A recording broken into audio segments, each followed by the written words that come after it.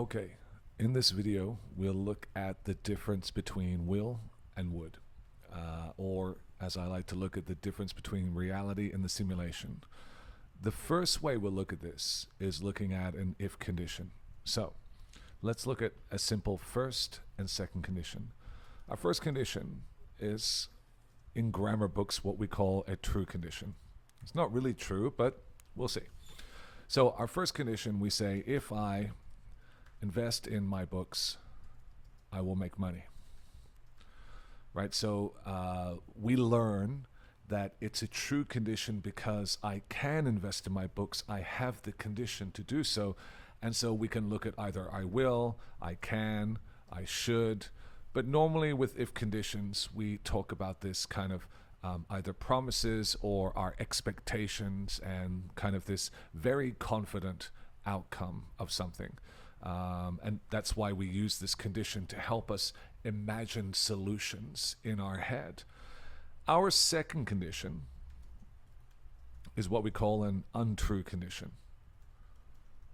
Or in grammar books, it's called an untrue condition.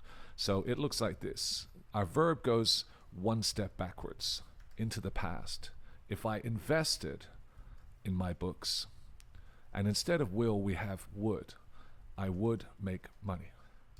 Now, we learn it's an untrue condition. Why? Because you don't have the money or the conditions to invest in your books. So you want to simulate this action.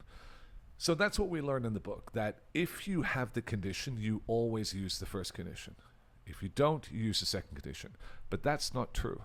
That's not the way we use conditions. It's not the way we think about solving problems. So the first thing, let's look at reality. This is will. This is our person. So when we think of the future, when most people think of the future, how do they feel? Are they happy, excited? Are they confident? Are they assured?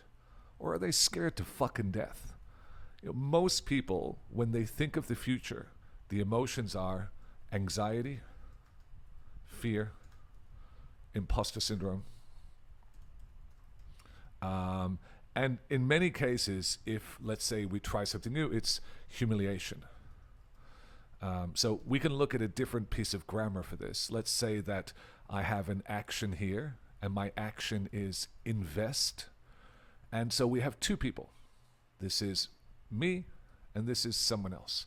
When I think of investing, I always see, always, 100% guarantee, the worst possible outcome, which is me losing my money, my kids going to live full-time with their mother, me living on the streets in front of the church down the road, giving handjobs to get money for bread. That is my absolute certainty. The worst possible fucking thing on earth absolutely will occur. When this other person thinks about me investing, it's always the best possible outcome. The most amazing possible, that I'll get rich, I'll get new fans, I'll have a career, TV studios or movie studios will license my book and I'll become a billionaire. Now, they think that because they're not emotionally connected. I think the worst because I am emotionally connected. In truth, this never happens. In truth, this never happens. In reality, nothing happens. We try and we fail. Or we try and we make a small positive result. We try again and we make an incrementally better result. And if we try 1,000,000 times, we make progress. That's the crux of life. So why is this grammar important? Well, we say, I am afraid to invest. So when we look at fear, the action, the innocuous action, the very simple, basic, non-scary action is an infinitive, to invest. And we say, I'm afraid of losing my money and bringing hardship to my family. Now, the gerund is the monster under the bed. This is what causes fear. Or we can say as well, I am afraid, which this is the fear for most people, especially grown-ups, of being humiliated. This is, we try to do something new, or we try to put our work out there, and people point their finger and laugh at us. That is one of our greatest fears. Humiliated, Kian. Jesus. Right? So normally when we do think of the future, we're scared to death. We are. We're petrified. So there's all these negative emotions that stop us from having these experiences. Where's my thing? Here. So when we are thinking about this solution, if I invest my books, I will make money. Instantly I'm like, no, I won't. And then I have the anxiety. I have imposter syndrome over here. I have humiliation over here. And all of a sudden, my experience is terrible. In my head, I'm trying to imagine solving this problem, but I'm overwhelmed by emotion. But if I take that same solution and I put it inside the simulation, well, it's very different. Why? Well, because a simulation is kind of like a Faraday cage. And a Faraday cage is kind of, here, let me give a visual example of a Faraday cage. This, what the fuck? Here. This is a Faraday cage. So inside this cage, I'm not affected by any of the emotion that happens in reality. This Faraday cage is a simulation. Inside that environment, everything is quiet, everything is simple, and everything is safe. So all of these negative emotions, anxiety, they can't get in. Fear, it can't come inside. Imposter syndrome, it can't get inside. All those negative emotions are trapped inside the simulation. It's quiet and I'm happy. Why? Because it's not real. It's a simulation, right? So that's effectively what WeIRD is. WeIRD is a simulation. Why is that important? It's very important in English because when I think, if I invested in my books, I would make money. That's true. Right? Now that I'm not connected to reality, I can be objective. Where's my thing here? Come on, mouse. I can be objective. And by being objective, I have no negative emotions affecting me. I can focus only on the solution and put the two pieces together and say, that's true. I could, or I would. And so in this case, I'm not subjective. The first one, it's entirely subjective because as the subject of the sentence, my emotions affect me greatly. And all of a sudden, my emotions, my fear, distort the possibility of that solution. But the first and the second condition are identical. How? Because in both conditions, I am here in the present imagining a solution. And the solution is invest money in my books and then possibly make money. That's it. There's no difference. The only difference between the first and the second condition is the second condition puts it inside a simulation. And because it's in the simulation, you are protected from all of the negative experiences and all the negative emotions. Let's look at that in another example. Let's look at a negotiation. We say, if you buy more product, we will reduce the price. That's the first condition, right? The second condition, if you bought more product, so the simple past, and then we would reduce the price. Okay, so in the first condition, we have to ask ourselves, like, in reality, how do we feel when people negotiate with us, right? We feel stressed, we feel anxious, and we don't like the experience. Nobody does. That's why I think maybe in the 90s, there was a law that was created around the world called buyer's remorse. Buyer's remorse exists because most of the time when you buy things, you are forced into it, you're tricked into it, you're bullied into it. And for a lot of people, they feel like when they're being negotiated with or they're being sold to, they can't think properly. It's all happening now. They're being pushed towards, okay, let's sign the contract. Right? So here in the first one, in the present, it's all happening right now in the present, right? If you buy more product, we will reduce the price. When we feel that pressure, our brain can't think properly. It can't calculate, It can't. The gears don't turn. We're unable to see the proper negotiation. But if we put the negotiation into the simulation, all of a sudden we have the space, the quiet, and the calm, and we can see the negotiation go, oh, you know what? I'll buy more product. Let's do it. So we wonder, like, okay, well, what type of person would use this and what type of person would use this? So the first one, in the present, we're going to look at hard sell. And by hard sell, we mean everything at a shopping mall and everything on the internet. A shopping mall is a place full of things that you don't need to live, essentially. There's nothing in a shopping mall that you need in your life. And so when you walk into the shopping mall, everywhere you look, you're being sold to. It's all hard sell. And so the person in the shopping mall needs to sell to you this moment. But they don't want to give you space to think. Why? Because if they say, listen, if you bought more product, we'd reduce the price. When you create that space, if my mouse would work, when you create that space, it gives the person, the customer, a moment to realize, I don't need this product. Shit, how did I get myself into this situation again? All right, fuck this, I'm out. But when all right, my mouse is not working. Thanks, Apple, piece of shit products. When we do hard sell, right, the person doesn't get an opportunity to think. There's no space to think. If you buy more product, we'll reduce the price. Come on, buy more, we'll reduce the price. Right here, right now. You can't wait till tomorrow. You got to do it right here, right now. Come on, buy more product, we'll reduce the price. Right, so we can't, that person has no space, no time, no quiet to think. They can't think. And so the person who's selling internet, the person who's selling mobile phones, belts, socks, shoes, everything in a shopping mall, they want to be as forceful as possible, right? But if I'm selling something, for example, that we say here is like what we call soft sell. I don't need to sell this product. I'm fine. Hey, listen, you can buy this product from someone else. You don't need to buy from me. Ironically, it never feels that way. But if we give someone space, guess what? They trust us.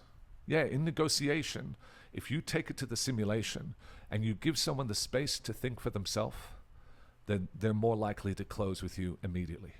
If you take it in the first condition, you show that you have no confidence in yourself. You have no confidence in them, and you have no confidence in yourself, right? So the world is a mirror. If I don't trust me, that means I don't trust you, right? So then my fear or my lack of confidence in myself, I try to take away from you. But here, I'm fine. I've got money. It's all right. I've got clients. Dude, go. Do what you need to do. If you want, I'm here. We're more likely to be able to sell to this person because we've given them the space to think for themselves. And that's an important thing.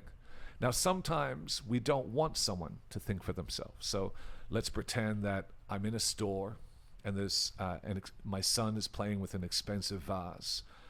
And I could say, look, if you drop that vase, I'll have to buy a new one. I'll have to pay for it.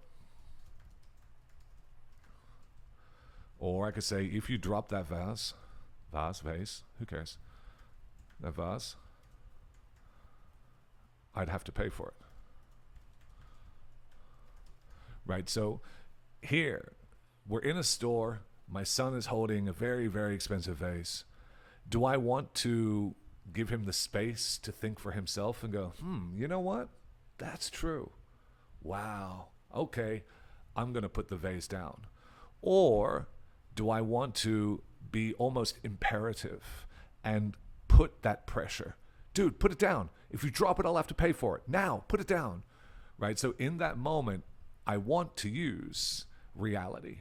I want the stress. I want the anxiety. I want him to put the vase down as quickly as possible. So in this case, yes, it's more functional. It's better to use the first condition than it is to use the second condition. But both of those conditions are absolutely true. Now, yes, let's pretend we're not at a store at all and I want to teach like a point. Then yeah, I use the second condition. I'm also allowed to, that's the one other purposes too. We can imagine situations that are not here right now. Listen, dude, imagine this. You're in a store, you pick up a vase and you drop it. Man, if you drop that vase, what do you think would happen?